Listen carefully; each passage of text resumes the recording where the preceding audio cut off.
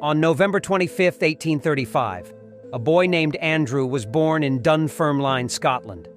Andrew Carnegie is known as one of the builders of America, along with men like Henry Ford or Cornelius Vanderbilt. The Carnegie family was extremely poor. His father worked in a textile factory and barely earned enough to survive. He made life very difficult for him. The Industrial Revolution began, and instead of prospering, it became even more difficult for Andrew's father to earn an income. Things got to the point where, in 1848, Andrew's father sold his entire life. He bought travel tickets to America for his entire family, and with only 20 pounds in his pocket, they boarded a ship and went to America. When they arrived in America, Andrew's father realized that if they went to the city of Pittsburgh, Pennsylvania, they could find work and provide shelter for themselves.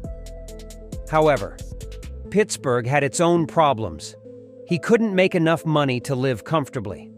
Andrew continued to see his father struggling, so he decided to drop out of school and said, "I want to work too." He was hired by a telegraph company to deliver telegraphs on his bicycle. Andrew was so intelligent that at the age of 17, he could read and memorize telegraph codes. When a Pittsburgh businessman named Thomas Scott saw how well this boy was doing his job, he said to him, "Come work for me, and I'll pay you a good salary." He offered him $35 a month, whereas at the telegraph office he was only earning 20.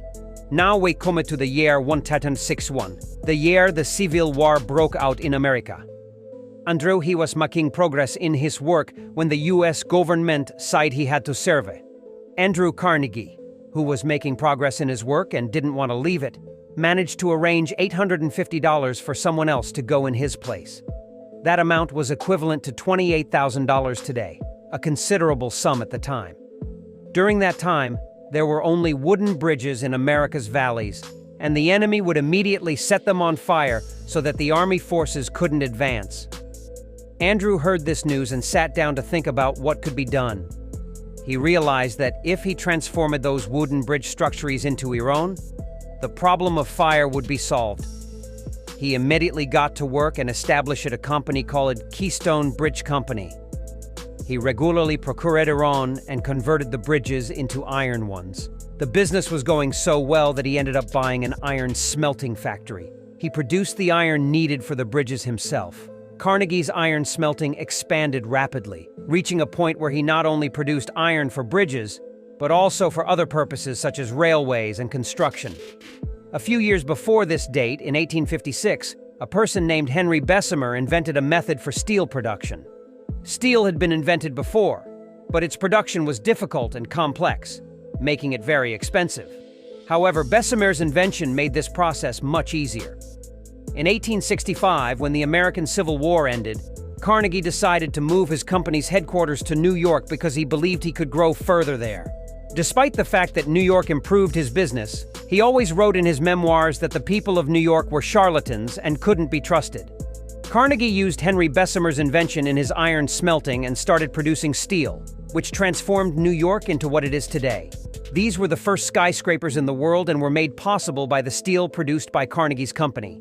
You should know that Henry Bessemer had made this invention years ago, but the first person to give importance to this invention and say it was feasible was Andrew Carnegie. Before him, people said this invention was impossible. Carnegie, he established the world's first steel factory. Andrew's initiative was to hire the best engineers and architects to ensure the highest production in the shortest possible time.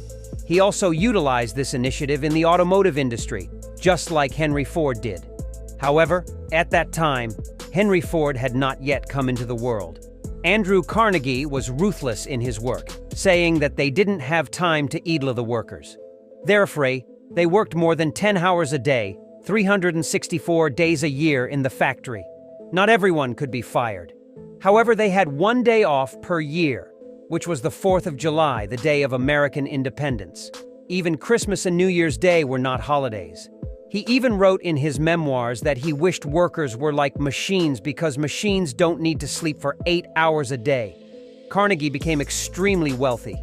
The newspapers also praised him, saying that he cared for his workers and helped the poor, among other things. Despite dropping out of school, Andrew Carnegie had extensive knowledge and knew everything about steel. His steel customers didn't have much education, so Carnegie used new vocabulary. For example, he would say that his steels had a special quality and used a specialized name that the customers couldn't understand.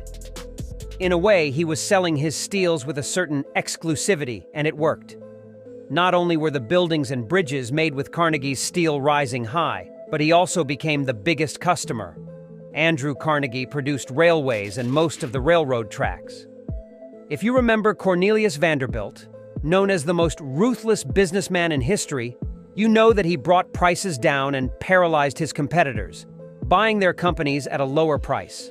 Carnegie had the same approach, but his competitors were steel makers. He produced such high-quality steel and brought the prices down that other companies couldn't compete. And one by one, they sold their factories to Carnegie. Although he grew bigger every day, he didn't care about his employees, and this lack of consideration towards the workers eventually led to strikes. But it is now 1892, and Carnegie is a billionaire. He is one of the richest men in the world, so he doesn't pay attention to the strikes. He doesn't value his employees at all. He didn't even prioritize safety measures in the factories, resulting in 9% of the factory workers being killed on the job every year.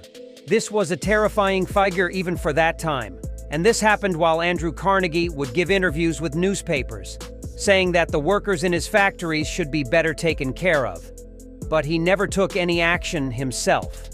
That's why they called him a hypocrite, but nonetheless, the workers in his factories had no choice but to continue working.